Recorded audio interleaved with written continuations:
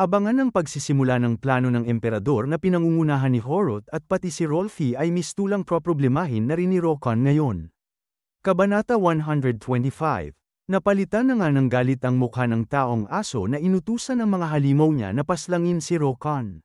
Kaya sabay-sabay nang nagsilabasan ang mga dambuhalang halimaw na ahas, leon, batong golem, at alakdan na halatang lahat ang mga ito ay pinag-eksperimentuhan ng taong aso. Pero ngumisilang si Rokan na sinabing ito ang gusto niyang mangyari at natutuwang hinamon na niya nga ang mga malalaking halimaw na sugurin na nila siya sapagkat ganito dapat ang totoong laban. Sumugod na nga ang ahas na naglalaway pa ang makamandag nitong mga pangil pero madali lang itong pinaslang ni Rokan gamit lang ng isang atake ng kanyang axe na tumama sa ulo nito. Hindi naman inaasahan ni Rokan na nakahanda na pala ang atake ng batong golem kaya malapit nang bumagsak ang kamay nito kay Rokan. Hindi na niya ito naiwasan at nagkaroon na nga ng malaking pinsala sa paligid ang pagbagsak ng kamay ng golem na biglang nabalot na lang ng napakaraming hiwa at agad itong sumabog dahil sa mga hiwa na nanggaling sa axe ni Rokan. Kaya halatang nasaktan ang batong golem dahil sa pagkasira ng kanyang kamay pero hindi pa tapos si Rokan na umatake at dumiretso na nga siya na tumalon para puntiryahin na sirain ang ulo ng golem. Ngayon naman ay ang higanteng leon na ang sumugod kay Rokan na nakahanda na siyang sakmalin ang berserker pero kalmado lang ang tingin ni Rokan na ginamit ang kanyang skill na twist attack na tumama sa ulo ng leon kaya dumura ng maraming dugo ang dambuhalang leon at napaatras ito dahil sa lakas ng pagkakatama ng axe ni Rokan sa kanya. Agad na nagliyab ang bunganga ng leon at ginamit nito ang kanyang abilidad para bumuga ng napakalakas na apoy para paslangin si Rokan. Hindi naman inaasahan ni Rokan ang atakeng ito kaya agad na sumabog ang kinaroroonan niya. Pero ginamit lang ni Rokan ang skill niyang dodge na parang ginawang makapal na usok ang kanyang anyo at bumalik lang ang totoong anyo niya nung napunta na siya sa ulo ng leon. Mayabang pa ang mukha ni Rokan na halatang natutuwa sa kanyang laban na tinanong ang leon kung saan siya tumitingin. Ginamit na nga ni Rokan ang skill niyang strike para malakas na atakihin ang ulo ng dambuhalang leon pero hindi niya inaasahan ang malaking sipit ng alakdan na sinunggaban ang kanyang katawan at sinubsob sa pader na nakagawa pa ng malaking pagsabog. Pero sa likod ng makapal na usok ay nagliwanag lang ang mata ni Rokan na sinabihan sila na paano nila siya mapapaslang kung ganito lang kahina ang kanilang mga atake. Kaya kahit na nagtagumpay ang atake ng dambuhalang alakdan ay siya pa ang natakot. Madali lang na ibinuka ni Rokan ang sipit ng alakdan at mabilis siyang tumalon para makawala sa pagkakahigpit sa katawan niya at hiniwa na niya nga ng maraming beses ang sipit ng halimaw.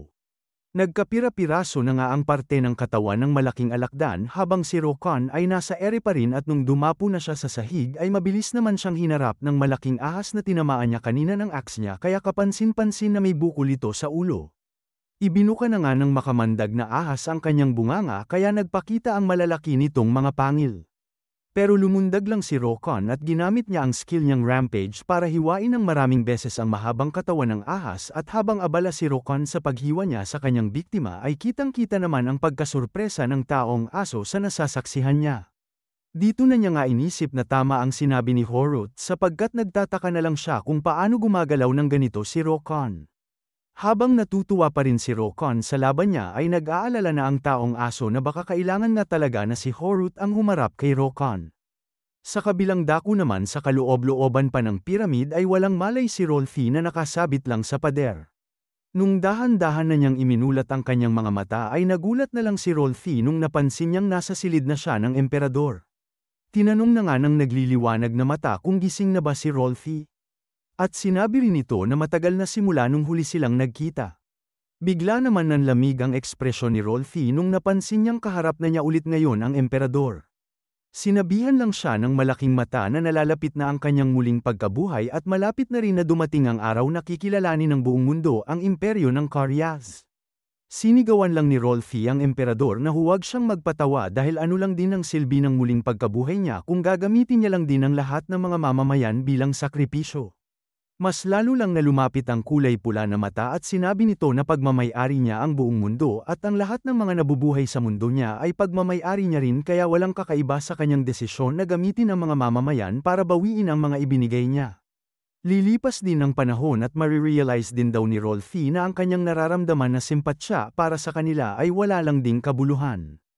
Kaya hinimok ng emperador si Rolfi na maging tapat siya sa kanyang sarili sapagkat ang kanyang simpatsya ay nakatuon lang naman talaga kay Arima at sa mga anak niya. Hindi naman talaga siya totoong interesado sa ibang mga tao at nag-aalala lang siya sa kaligtasan ng mga taong malapit sa kanya. Inalis na ng emperador ang nakakabit sa kamay ni Rolfi kaya nasaktan pa ang paa ng babaeng mommy dahil sa mataas na lugar na pinagsabitan niya. Naglabas ng kulay pulang hiyas ang emperador at inilapit ito sa mukha ni Rolfi. Ito raw ay isang kagamitan na may malakas na sumpa at kung itutusok niya ito sa puso ng isang tao ay agad silang mamamatay. Habang nakangangalang si Rolfi na walang masabi ay mas lalo pang lumapit ang malaking mata at sinabi niyang kumpleto na raw ang mga preparasyon nila. Kailangan lang ni Horot na gawin ang itinalaga sa kanya. Idiniin pa ng mata na sinabing wala ng tsansa para manalo pa si Rolfi. Pero wala naman daw mali na magpakasigurado kaya ngayon ay bibigyan niya pa ng tsansa si Rolfi. Tinanong ng emperador kung gusto ba talaga na iligtas ni Rolfi sina Arima at ang pamilya niya. At kung gusto niya nga na matupad ang kagustuhan niya ay kailangan niyang gamitin ang pulang hiyas na ito para paslangin ang lalaking kasakasama niya. Kabanata 126. Sa kabilang banda naman ng piramid ay makikita ang mga nahiwang parte ng mga halimaw na resulta ng laban ni Rokan at nakukulangan pa siya sapagkat tinatanong niya kung ito na raw ba ang huli sa mga napag-eksperimentuhan ng mga halimaw. Nang laking gulat ni Rokan dahil biglang nawala ang taong aso sa kinatatayuan niya kaya tinawag pa siya ni Rokan na isang matatakutin na pusa. Napamura na lang si Rokan dahil walang silbi na ikinulong pa siya sa kinaroroonan niya. Hanggang sa may napansin si Rokan na gumagalaw sa sahig at may lumabas na nga na kamay para alisin ang bilog na takip. Nung may sumilif na ulo sa butas ay nagulat na lang si Rokan sa nakita niya.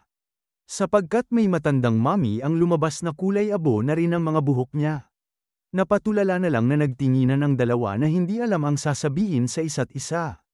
Kaya nung sinabi ng matandang mommy na sa ibang lugar daw siya napunta ay mabilis siyang pinigilan ni Rokan dahil hindi niya alam ang daan sa loob ng pyramid.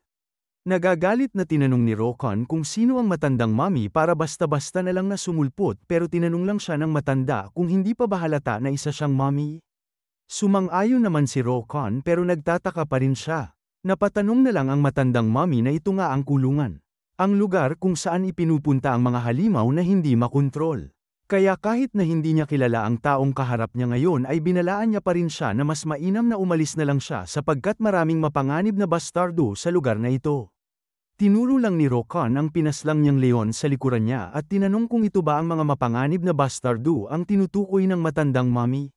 Nagulat na lang ang matandang mommy nung nakita niya ang bangkay ng halimaw na itinuro ni Rokan at agad na niyang hinila si Rokan pababa sa butas kaya nasaktan pa ang puwet ni Rokan nung bumagsak siya sa tubig. Habang nagtataka pa rin si Rokan kung saan siya nahulog ay agad na hinawakan ng matandang mommy ang kanyang kamay na sinasabing kutob niya lang daw pero totoo nga talaga yon. Ang taong kaharap niya nga ngayon ay ang pasaway na narinig niyang nasa karyas na kasakasama ni Rolfi. Tinanong lang ni Rokan kung sinong pasaway ang tinutukoy ng matanda at kung sino ba talaga siya. Pero wala na raw silang natitirang oras kaya sasabihin na lang daw ng matandang mommy sa kanya sa daan kaya sundan niya lang siya pero tinanong pa ni Rokan kung saan ba sila pupunta. Habang naglalakad ay bumubulong lang ang matandang mommy sa sarili niya na hindi pa raw huli ang lahat at unti na lang daw. Kaya napatanong na lang si Rokan kung ano ang binubulong ng matanda at mas magandang lakasan niya na lang ang boses niya.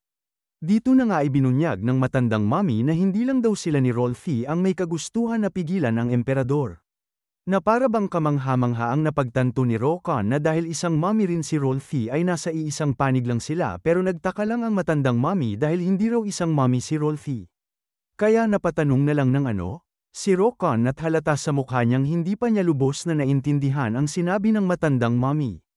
Ikinwento na lang ng matandang mommy na 4 na taon na ang nakalipas simula nung biglaan na binalot ni Rolfi na 14 pa ang edad niya sa panahon na iyon ang kanyang sarili ng mga bendahe. Dahil sa nagtaka ang matanda kung ano ang ginagawa ni Rolfi ay tinanong niya siya kung bakit niya biglaan na binalot ang buong katawan niya ng mga bendahe sapagkat bata pa naman siya at perpektong maayos pa naman ang kalagayan niya. Naghalong hiya at pagkaasar ang naramdaman ni Rolfi kaya ang sagot niya lang ay dahil sa nalaman niyang isa siyang mommy at pagkatapos noon ay sinimulan na niyang ang tawagin ang sarili niya na isang mommy. Kaya napatanong lang ang matanda na hindi pa ba halata? Na paano naging isang mommy si Rolfi? Sapagkat para maging isang mommy ay kailangan ni Rolfi na magmukhang katulad niya. Ang sagot naman ni Rokan ay inakala niya lang na ganun lang talaga ang itsura ng mga modernong mommy. Ibinalik na nga ulit ng matanda ang usapan nila na hindi lang daw sila Rokan ang pumipigil sa emperador, kahit na marahil na hindi ito alam ni Rolfi. Kaya napatanong lang si Rokan na hindi ba mas mainam na magtulungan silang lahat? Pero ang sagot lang ng matandang mommy ay masyado raw emosyonal ang batang si Rolfi sapagkat hindi niya kayang itago ang iniisip niya. Ilang buwan na raw ang nakalipas simula nung ipinagbigay alam ni Horut sa kanilang mga maharlika ang plano ng kanilang emperador na buhayin muli ang sarili niya. Kagulat-gulat daw para sa kanilang lahat nung nalaman nila ang plano ng emperador na buhayin muli ang sarili niya sa pamamagitan ng paggamit ng mga bloodstones ng mga tao sapagkat kahit na mas mababang nilalang ang mga tao ay namuhay pa rin silang magkakasama sa loob ng ilang daang mga taon. At sa sandaling yun ay sumigaw si Rolfi na hindi raw yun maaari dahil papaano nila iisipin na gamitin ang mga mamamayan na tumitira sa imperyo na naniniwala sa emperador bilang mga sakripisyo. Ang kanilang plano raw ay purong kalokohan lamang. Sinabihan lang ni Horut si Rolfi na magaling daw siyang magsabi ng mga makasalanan na salita kaya tinanong niya ang iba pang mga maharlika kung sumasang-ayon ba sila sa sinabi ng walang utang na loob na batang ito. Pero tahimik lang at halatang natatakot na ang mga maharlika na tulad ng matandang mommy. Kaya sinabi ni Horut na mabuti naman na wala silang problema sa plano ng emperador. Kaya pinalipad na nga ni Horut si Rolfi sa labas ng imperyo dahil sa pagtanggi niya sa plano ng emperador. Dito na nga napagtanto ni Rokan kung bakit nahanap niya si Rolfi sa disyerto na parang natuyong pusit habang ipinagpapatuloy lang ng matandang mommy ang sinasabi niya na kapag may lalabag sa kalooban ng emperador ay halata na ang magiging resulta. Pero mabuti na lang sa atensyon na nakatuon kay Rolfi ay patago na nagagawa ng matandang mommy at ng mga kasamahan niya ang kanilang plano. Kaya natutuwang tinanong ni Rokan kung nakahanap na ba sila ng paraan para pigilan ang plano ng emperador. Pero sa kasamaang palad ay hindi raw sila nakapag-isip ng paraan. Sapagkat hindi man lang sinabi ng emperador kung papaano niya kokolektahin ang bloodstones ng mga taong mamamayan at kahit na gusto nilang mag-imbestiga ay masyadong mahigpit ang seguridad kaya imposible na makagawa sila ng paraan.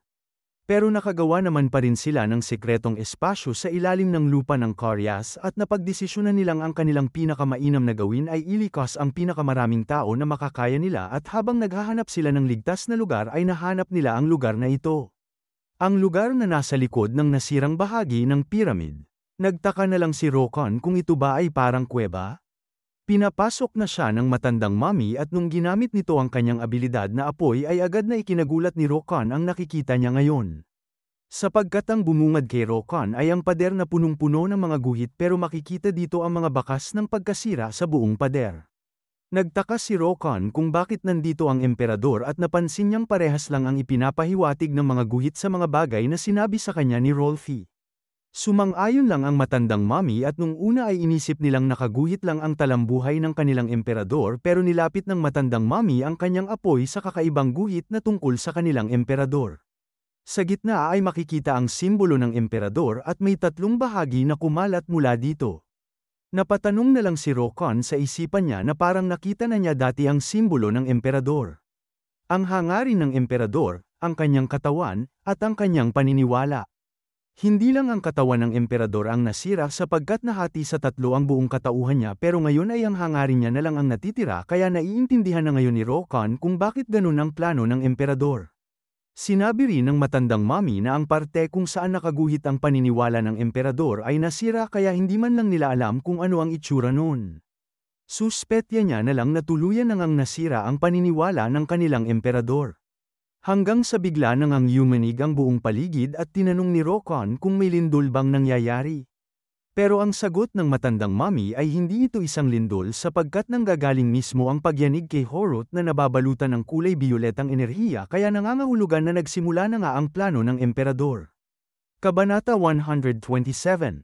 Sinabi na nga ng matandang mommy kay Rokan na nag-umpisa na ang ritual kaya kailangan na nilang ilikas ang mga mamamayan pero pinahinto siya ni Rokan. Tinanong niya na kahit na muling pagkabuhay man o kahit ano ang gagawin nila ay hindi ba matatapos ang lahat kapag pinaslang nila ang emperador. Dahil siya naman ang pangunahing salarin. Napahinto lang ang matandang mommy na napatulo pa ng pawis at sinabi niyang imposible yung mangyari. Nakaya lang ni Rokan na sabihin ang mga sinabi niya dahil hindi pa niya nakikita ang emperador. Sapagkat kahit na humina na ang kapangyarihan ng emperador ay parehas pa rin na ang emperador ay ang emperador. Nung kukumpletuhin na sana ng matandang mami ang sasabihin niyang walang tao ang may kayang tumapat sa emperador ay pinigilan siya ni Rokan at nakangiti pa niyang sinabi na pati naman siya ay hindi pa nakikita ng emperador. Itinuro pa ni Rokan ang kanyang sarili na idineklara na malakas siya. Napatulala lang ang matandang mami sa sinabi ni Rokan na parang siya pa ang nahihiya sa sinabi ng mayabang na taong ito. Pero sa likod ng bendahe ng matanda ay napangiti na lamang siya dahil parang may tsansa nga talaga si Rokan na talunin ang emperador. Kaya inutusan na niya nga si Rokan na pumunta sa libingan. Ito raw ay isang higanteng lugar na nasa ilalim ng lupa kung saan natutulog ang mga maharlika. Ito ay kasalukuyang nakaselyado at pinoprotektahan ng mga Sand Warriors at may posibilidad na dito isinasagawa ang preparasyon para sa ritual. Meron lamang 2 pasukan papunta sa lugar na ito at iyon ay ang landas na nag-uugnay sa libingan na nasa itaas na palapag ng piramid at ang higanteng pintuan ng pasukan na nasa basement. Siyempre merong mga sundalo ang naghihintay sa 2 pasukan kaya nagbigay ng babala ang matandang mami na huwag nang aasahan ni Rokan na magkakaroon lang sila ng one-on-one na laban ng emperador. Pero ngumisi lang si Rokan at sinabi niyang inaasahan na niya raw yun. Guguhit na lang daw ng mapa ang matandang mami sa bendahe niya para madali lang na mahanap ni Rokan ang lugar samantalang sa isipan ni Rokan ay parang namangha pa siya na pwede palang gamitin ng mga mami ang kanilang bendahe ng ganun. Iniabot na ng matandang mami ang bendahe na ginuhitan niya ng mapa at nagpasalamat na rin si Rokan na tinanggap ito. Dahil wala na nga talagang natitirang oras ay tumakbo na papaalis ang matandang mami at nag-good luck na lang siya sa laban ni Rokan habang si Rokan ay kinakaway niya ang kanyang kamay na nagpaalam sa tinatawag niyang lolo na mami. Pero napatingin na lang ulit si Rokan sa likuran niya na pinagmamasdan ng guhit sa pader na tungkol sa 3 bahagi ng emperador. Hindi niya mapigilan na tignan ang nasirang bahagi ng pader kung saan dapat nakaguhit ang paniniwala ng emperador. Hanggang sa may napansin si Rokan na kakaibang guhit na parang pamilyar sa kanya pero tumakbo na lang siya papaalis at sinabing hindi na niya raw alam at uunahin na niya lang muna na atupagin ang mahalagang bagay. Dumating na nga ang gabi sa imperyo ng Karyas at naguguluhan na ang mga mamamayan dahil sa lindol na katatapos lang mangyari. Nagkaroon na ulit ng pagyanig sa buong paligid at sa pagkakataong ito ay may obelisk ang mabilis na lumabas galing sa ilalim ng lupa. Napatanong na lang ang babaeng tao kung bakit may nagpakitang ganito. Sa madilim naman na eskinita ay may maliit na nakatalukbong ang nag-oobserba sa nangyayari.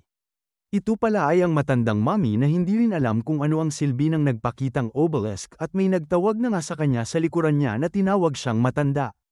Kilala pala ng matandang mami ang Black Panther na ito na nagngangalang Naos at tinanong na niya nga kung ano raw ang ibig sabihin niya sa sinabi niyang mas malala pa ang sitwasyon kumpara sa inaasahan nila. Hindi raw alam ni Naos kung ano ang iniisip ng panig ng emperador pero hindi lang sa lugar na ito kundi sa buong syudad at sa magkakaparehas pang distansya ay may mga obelisk ang lumabas na nanggaling sa ilalim ng lupa. Kaya mistulang may napagtanto na nga ang matandang mami na nagpatahimik sa kanya. Nung hahawakan na sana ng nagtatakang taong ito ang obelisk ay mabilis na ginamit ng matandang mami ang bendahe niya para palibutan ang buong katawan ng taong ito at pigilan siyang hawakan ang obelisk. Naglabas pa ng mas maraming bendahe ang matandang mami at sumigaw siya na binalaan ang mga tao na lumayo sa poste. Inutusan na niya nga si Naos na unahin niyang ilikas ang mga kabataang tao habang seryoso masyado ang mukha niyang iniisip si Rokan. Sapagkat si Rokan na lang ang natitira nilang pag-asa. Sa kabilang dako naman ay nakangiti pa si Rokan na sinabing sa tingin niya ay nasa tamang lugar siya. Sapagkat napakaraming Sand Warriors ang nakatayo sa labas ng malaking pintuan na parang may mahalagang bagay silang pinoprotektahan pero kalmado lang ulit si Rokan na para bang plano niya lang na makipagkwentuhan sa kanila. Pinigilan na nga siya ng isa sa mga Sand Warriors at nung kukumpletuhin na sana nito ang pangungusap niyang hindi pwedeng pumasok si Rokan ay mabilis lang na lumundag si Rokan para suntukin ang tiyan ng Sand Warrior na ito. Sa sobrang bilis ng kanyang paglundag ay hindi nakapag-react ang lahat ng mga Sand Warriors at sa sobrang lakas din ni Rokan ay napaslang agad ang Sand Warrior na sinuntok niya. Ngumisi lang si Rokan na sinabing may natapos na siyang isa. Kaya itinutok na nga ng isa sa mga Sand Warriors ang sibat nito na sasaksakin na ang tinawag niyang bastardo. Pero naglabas lang ng pangkamay na axe si Rokan na tig-isa sa 2 kamay niya para paatrasin ang 2 Sand Warriors. Mabilis niyang ginamit ang kanyang kanang braso para hiwain ang paa ng Sand Warrior kaya hindi man lang nito napansin na pinugot ulo na pala siya ni Rokan. Sa pagkakataong ito ay may mas maraming Sand Warriors na nga ang sumugod kay Rokon na nagliliwanag ng kulay pula pa ang mga mata niya. At nung kumilos siya ay nagliyab pa ang mata niya na itinapon ang kanyang pangkamay na axe sa ulo ng isang Sand Warrior. Pero hindi pa tapos si Rokon kaya ngayon ay inilabas na niya ang kanyang malaking axe at sa isang indayog niya lang na ito ay madali niyang hiniwa ang lahat ng katawan ng mga Sand Warriors na sumusugod sa kanya. Halatang tinatrato lang na naman ni Rokon ang laban niyang ito bilang simpleng katuwaan lamang at sinabi pa niya ang karaniwang ekspresyon ng mga gamers na get wrecked. Hanggang sa may biglang nagliwanag sa sahig kaya nagulat na lang si Rokon nung may mabilis na lumabas na poste ang tatama na sana sa kanya. Napaatras na lang si Rokon at agad na nag-iba ang kanyang ekspresyon na pinaghalong gulat at galit sa nakikita niya ngayon. Sapagkat ang tumutulong sa mga Sand Warriors na tinatakpan ng makapal na alikabok ay si Rolfie na seryoso ang kanyang mukha na parang balak niya talagang paslangin si Rokon sa laban nilang ito. Mga boss, kung nag-e-enjoy kayo sa mga quality na Tagalog recap videos ng channel na ito ay mas enjoyable kapag kayo ay nag-like, subscribe, at share sa mga kakilala nyo dahil ito ay para na rin sa patuloy na pag-upload ng mga quality videos sa channel. Mag-like at follow na rin kayo sa aking Facebook page na kapareho rin ang pangalan na The Comics Reader kapag gusto nyo ng mga recommendations na babasahin at mga quality short videos na papanuurin. Maraming salamat!